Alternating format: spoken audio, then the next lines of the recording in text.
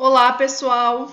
Pessoal de casa, está faltando aí a correção da unidade 3 do livro de vocês. Então, para quem não pegou a correção na sala de aula, eu vou deixar hoje como nossa aula no plural a correção da unidade 3.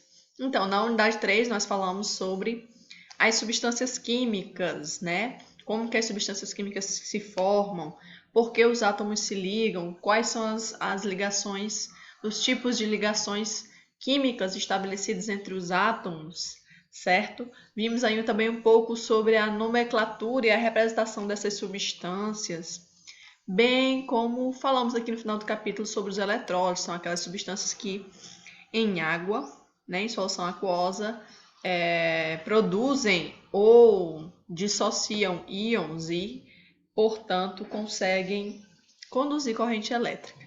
Pois bem, gente, as atividades da unidade 3, a primeira delas está na página 311, é um jogo rápido, tá?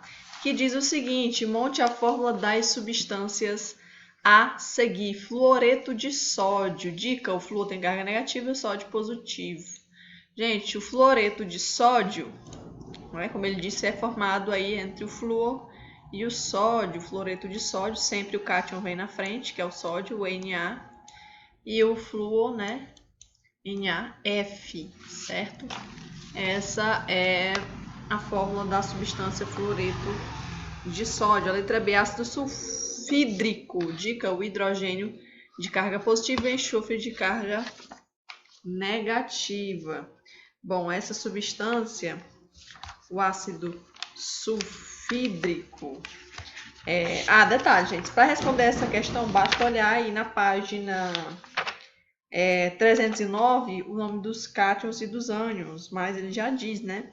Então, como quem tem a carga positiva é o hidrogênio vem no começo, depois vem o enxofre. A carga do hidrogênio é +1, a do enxofre é 2 menos. Aí aquela regrinha, puxa para cá, quer dizer que a substância vai ficar H2S, certo? Esse é o ácido sulfídrico. Pois bem, gente, lá na página 313 nós temos o atividades. Eu vou responder as ligações que eu as questões que eu considero mais difíceis, tá bom? Eu vou aqui para a terceira questão, que diz o seguinte: em uma cozinha, para se preparar uma refeição, destacam-se água, o sal e o gás de cozinha. Sabendo que a água, H2O, e o sal de cozinha, NaCl, tem suas estruturas constituídas por ligações covalentes e iônicas, respectivamente. Então, a água covalente, o sal iônica. O principal componente do gás de cozinha é constituído por, ele pergunta aqui, ó. Isso aqui é a fórmula do gás de cozinha, o propano, certo? Gente, a ligação entre o carbono e o hidrogênio, né? O carbono é um não metal e o hidrogênio é o hidrogênio. Ligação entre um não metal e o hidrogênio é ligação covalente, certo? Carbono não metal e o hidrogênio, ligação entre o não metal e o hidrogênio, ligação covalente, letra B. A quarta questão diz: o cobre metálico é muito utilizado na fabricação de fios condutores. Isso ocorre devido à sua maleabilidade por ser um bom condutor elétrico. Explique por que os metais são bons condutores de eletricidade. Nós vimos que a ligação que ocorre entre um metal e outro metal é o tipo de ligação chamada de ligação metálica. Nessa ligação metálica, os núcleos positivos dos metais são encobertos por uma nuvem de elétrons que fica vagando entre esses núcleos, certo? Essas cargas elétricas, né, esses elétrons vagando aí entre os núcleos positivos, é que tornam os metais tão bons condutores de eletricidade, certo? Então, por isso é que os metais, né, portanto, por isso que um fio ele é feito de um metal, porque ele tem elétrons livres que são bons, que por existir esses elétrons livres são bons condutores de eletricidade, ok? A quinta questão diz o seguinte: consulte a tabela de cátions e de ânions dadas no texto e para as substâncias a seguir dê a fórmula do cátion e do ânion, que as compõem, e cite a fórmula química do composto. Cloreto de prata, então vem sempre o nome do ânion, depois o nome do cátion. Quer dizer que o cátion é a prata, certo? Que é o Ag. O Ag+, no caso. Já o ânion, cloreto, é o Cl-, beleza? E a fórmula química, com mais com menos aqui, né, vai ser AgCl. Essa é a fórmula química do cloreto de prata. Aí nós temos aqui iodeto plumboso.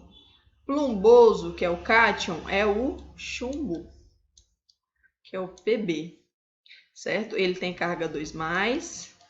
E nós temos aqui como ânion o iodeto, que é o que vem lá do iodo, né? O iodo menos, como vai ser Pb2 e um menos, né? Vai puxar um para cá e o 2 para cá.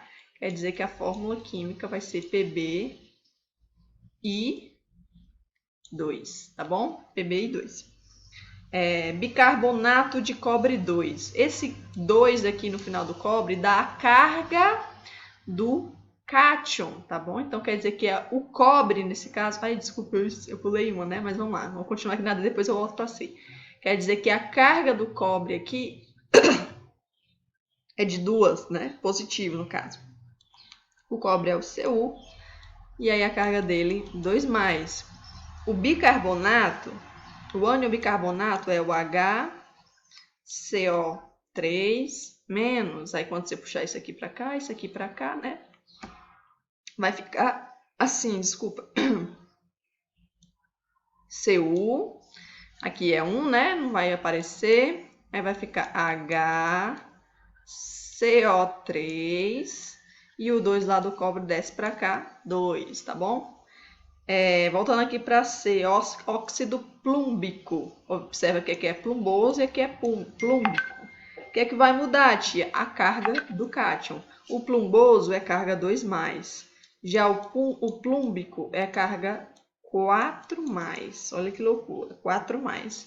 O óxido é o oxigênio, que tem carga 2-. Puxa para cá, vai ficar como? Pb2O4. Esse é o óxido plúmbico. Ah, tia, mas a senhora disse que se puder dividir por 2, divide, exatamente. Então, eu vou dividir isso aqui por 2 e vai ficar P... Ai, não vai caber, gente, peraí. Vai ficar... Quando eu dividir isso daí por 2, vai ficar como? Vai ficar Pb, 2 dividido por 2 vai ser 1, não aparece, O2. Essa é a fórmula mínima do óxido plúmbico, tá bom? Dicromato de potássio. Potássio, portanto, é o cátion, certo? K+. O dicromato, o ânion dicromato, se você olhar lá na tabelinha da página 309, é o Cr2O7-, certo? Puxa um menos para cá, um mais para lá. Então, vai ficar KCr2O7.